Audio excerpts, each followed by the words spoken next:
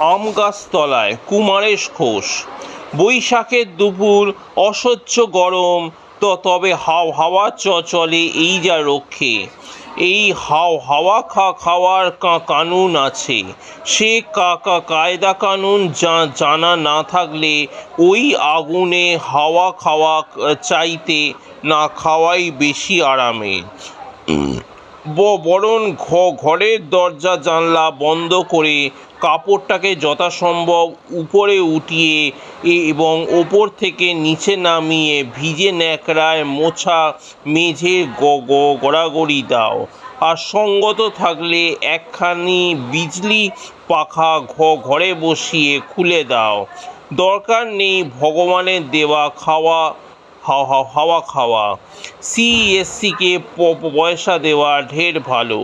কিংবা যেতে পারো কোনো ঠান্ডা ঘরে, একটা টিকিট কিনে ঠান্ডা হলে বসে ছবি দেখো, শরীর মন দুটোই ঠান্ডা হবে। হ্রদ দেখা আর কলা বেচা দুটোই চলবে। কিন্তু সোম থেকে শনি পর্যন্ত তো ওভাবে কাটে না। সে কদিন দুপুরে কাটে অফিসের পাখার তলে, এবং অফিস কর্তা মেজাজি হলে খসখস পর্দার আড়ালে। দুপুরবেলা হেলাফেলা করে কাটানো যায় রবিবারের বা অন্য যে কোনো ছুটির দিনে। গাটাকে আরাম দিয়ে বিশ্রাম করা যায় কেবল বিশুদ্ধ ছুটির দিনে। পরপর দুদিন ছুটি থাকলে তো বেশ একটু প্ল্যান করে নামা যায়। ভগবানের উপর যাদের অগাধ বিশ্বাস, তারা মুখে হরি হে তুমি ভরসা বলে মুখে যতই ডাক ছাড়ুন, বাস্তবে তারাও ছোটেন এয়ার কন্ডিশন প্লান্টওয়ালা সিনেমায় ঘরে 10টা 6টা 9টা 3টে শোর টিকিট কেটে। ভগবানের উপর বেশি ভরসা তারাও রাখেন না।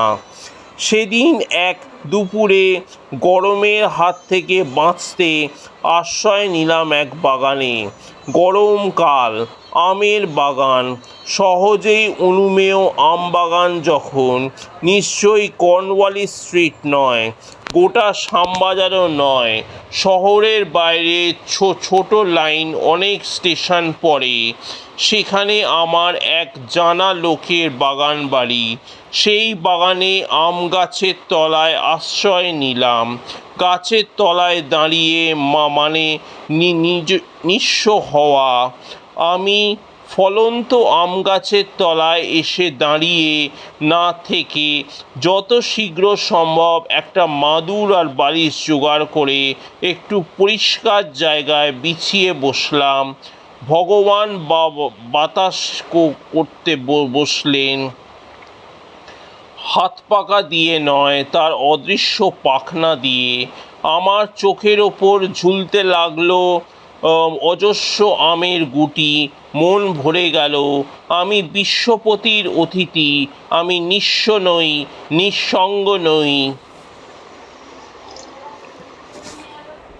আমি যে ভদ্রলোকের অতিথি, তিনি বেশ একটু কালো টেকো, কিন্তু রুচি আছে। আম গাছের তলাটা ঝাঁট দিয়ে নিকিয়ে পরিষ্কার করে রেখেছেন। চারিধার ঝকঝক করছে। বাগানের মালিও লোক ভালো। এই এক কুঁজো ঠান্ডা জল হাতের কাছেই রেখে গেছেন। এটা কাঁচের গ্লাসও আছে। আমিও সুযোগ পেয়ে নস্যি, সিগারেট, দেশলাই ইত্যাদি যাবতীয় নির্দোষ নেশার দ্রব্য বের করলাম। থলে থেকে বের করলাম টাটকা খবরের কাগজ। বের করলাম একটা লুঙ্গি যাদের জাতীয় পোশাক, তাদের সঙ্গে সংঘর্ষ সত্ত্বেও লুঙ্গির সঙ্গে কোনো সংঘর্ষ হয়নি। অল্প কাপড়ে লজ্জা নিবারণ করতে পারলেও সর্বাঙ্গ খোলা রেখে ভদ্রভাবে সর্বাঙ্গে হাওয়া লাগাতে অমন সুন্দর পোশাক জগতে দুর্লভ। অচিরে লুঙ্গি লাভে পড়ে গেলাম। অতঃপর জামা কাপড় সব খুলে লুঙ্গি পরে পায়ে গায়ে জড়িয়ে নিলাম ভিজে গামছা। এক গ্লাস জল খেয়ে মুখে দিলাম দুটো মিঠে জর্দা দেওয়া পান। নাকে গুঁজলাম দু টিপস নস্যি। তারপর ধরালাম সিগারেট। ঘুম আনার মতলবে নজর দিলাম খবরের কাগজে। পড়তে লাগলাম। রাজনীতির লোকেদের ভাষণ পড়ি না। নেতাদের ভাষণে কচকচি ভালোও লাগে না। নজর গেল নানা রকম বিচিত্র বিজ্ঞাপন পাত্রপাত্রীর কলমে। সেখান থেকে যোগসিদ্ধ জ্যোতিষীদের ভবিষ্যৎবাণীতে হারানো প্রাপ্তি নিরুদ্দেশ। একবার শুরু করলে ছাড়া যায় না। হালকা মধুর হাওয়া বইছে, চোখে ঘুম নেমে আসছে। সেই হালকা হাওয়া মাথার ওপর দুলছে কাঁচা আমের গুটি। এক অচেনা বনের পাখি ডেকে উঠতেই আমিও উঠে বসলাম। সামনে দেখি একটা কাঠবেড়াল এক দৌড়ে একটা আম গাছে উঠে পড়ল। গাছে উঠে সে পালালো না, আমার দিকে একদৃষ্টে চেয়ে রইল। কি চাও বাপু, এখানে দেখা করতে এসেছো? একটা লাল পিঁপড়ে দেখা দিল মাদুরের ওপর। চিনি এদের কামড়ালে জ্বালা করে, তবে এমন জ্বালা নয় যে পেট পিঁপড়ে চোখ পিঁপড়েকে মারতে ছোট পিঁপড়েকে মারতে হবে। একটা শুকনো পাতা গড়াতে এসে আমার কোলে পড়ল। শুকনো পাতা, আয়ু শেষ হলেও ঝরে পড়তেই হয়, এটাই নিয়ম। ভাবাবেগে আমার গলায় গান এলো গুনগুন করে। সুবিধা এই, গান যতই বেসুরো হোক মালি সেটা ধরতে পারবে না। মালি ছাড়া অন্য কেউ এখানে নেই। আমার গলার গান আয়েগা আয়েগা আয়েগা আনেওয়ালা। কিন্তু আমার ওই আয়েগা গান শুনে মুগ্ধ হয়ে কখন যে ওই আম গাছের ওপর একটা কাক গয়া থা বুঝতে পারিনি। বুঝলাম যখন মাথার ওপর ঘপ করে কি একটা পড়ল। মাথায় হাত দিয়ে দেখি হে কাকের। এক ঝটকায় উঠে দাঁড়িয়ে টিউবওয়েলের তলায় মাথা রেখে মালিককে ডেকে বললাম, এই একটু পাম্পু করতো। মাথা ধুতে ভাবলাম, কাকটা আচ্ছা অসভ্য তো না, আমি অসভ্য। প্রাকৃতিক সৌন্দর্যের মধ্যে এসেও বোম্বাই মার্কা যান্ত্রিক গান আমার মুখে শুনেই হয়তো কাকটা ক্ষেপে গিয়েছিল। কাকটা খুবই ভদ্র, মাথায় ঢেলেছে, মুখে তো ঢালেনি। আমি অসভ্য, কাকটা সত্যিই সভ্য।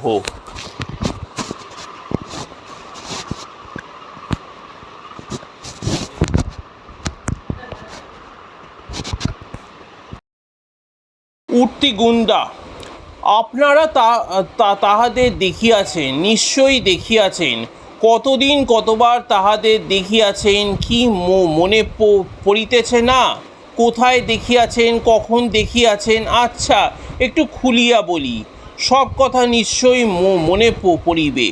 সংখ্যায় তাহারা 4 জন, বয়স 20 হইতে 30-এর মধ্যে, মধ্যবিত্ত বাঙালি যুবক। শিক্ষিত কি না?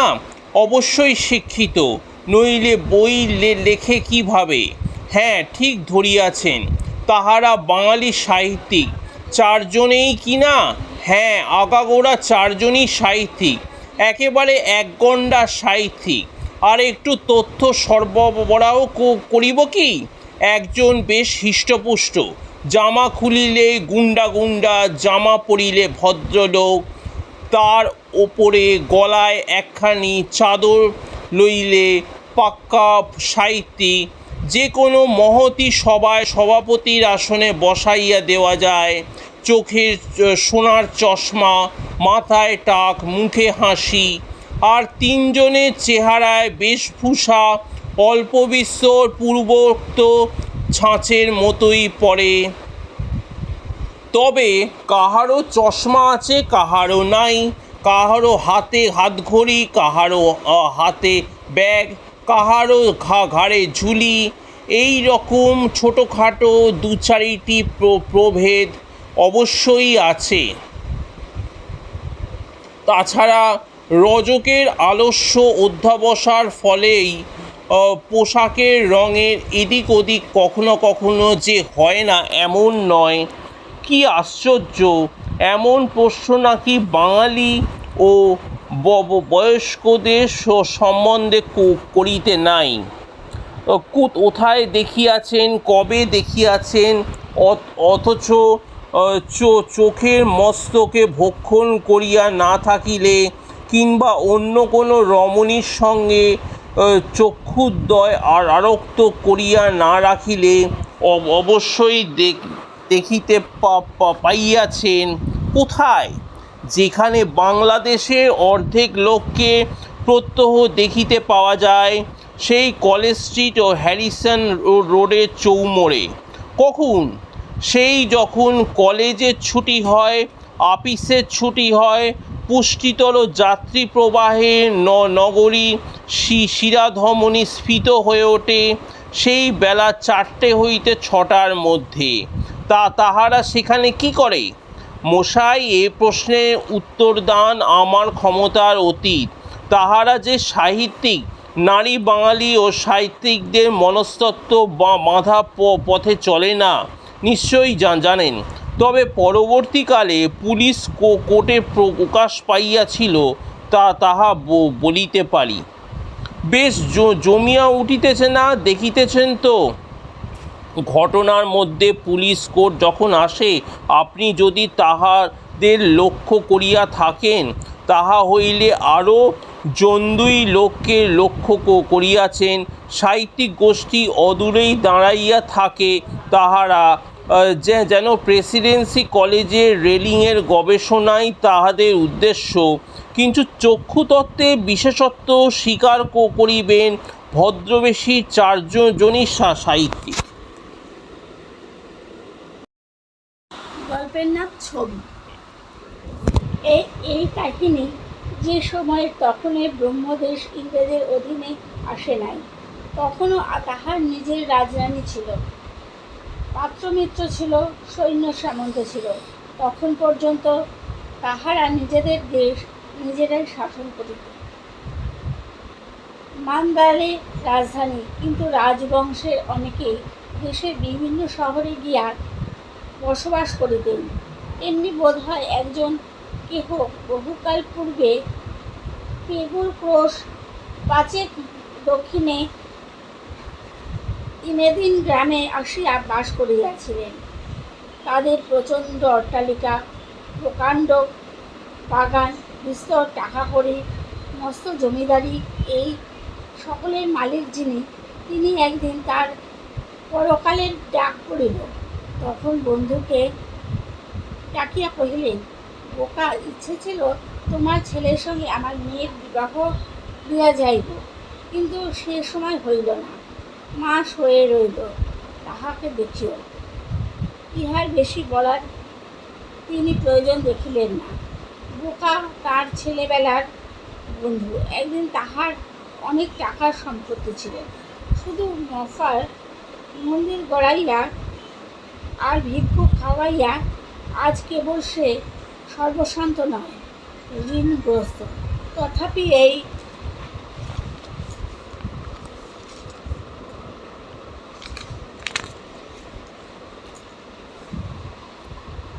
লোকটিকে তাহার যথাসাধ্যের সঙ্গে একমাত্র কন্যাকে নির্ভয়ে সঁপিয়া দিতে এই মুমূর্ষের লেশমাত্র বোধ বাঁধিল না।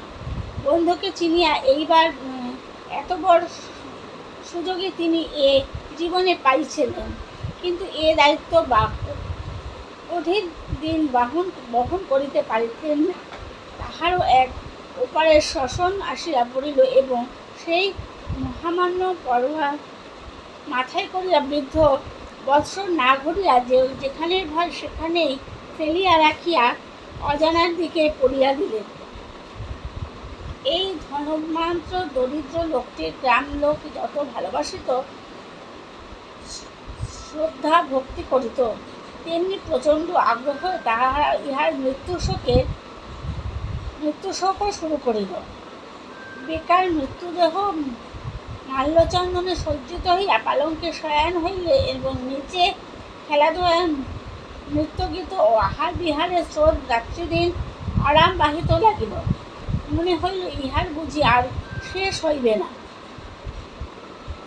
পিতৃশোকের এই উৎকৃষ্ট আনন্দ হইতে ক্ষণকালের জন্য কোনো মতে পালাইয়া বা থিন একটা নির্জন গাছের তলায় বসিয়া কাঁদিতেছিল, হঠাৎ চমকিয়া ফিরিয়া দেখিল মা শোয়ে তাহার পিছনে আসিয়া দাঁড়াইছে। সে ওড়নার প্রান্ত দিয়া হাতের মধ্যে টানিয়া লইয়া চুপি চুপি বলিল, বাবা মারিতেছেন, কিন্তু তোমার মা শোয়ে এখনো বাঁচিয়া আছে।